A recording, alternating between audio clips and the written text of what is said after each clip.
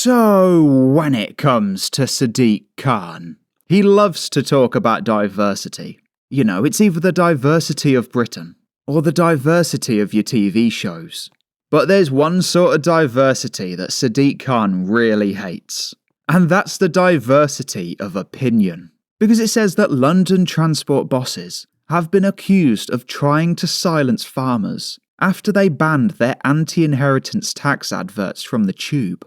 Essentially, long story short, you got the National Farmers Union trying to spend £40,000 on posters so they can highlight the stuff about the inheritance tax that farms are going to have to pay.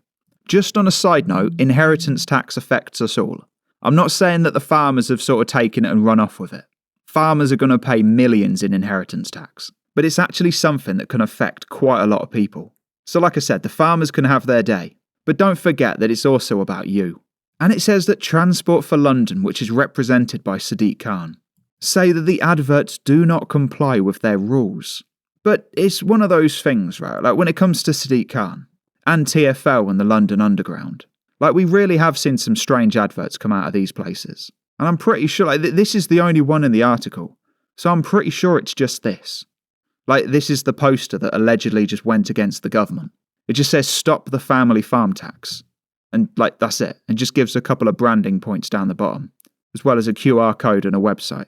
So like I really can't see why it is that Transport for London won't allow this, but they'll allow all sorts of random stuff.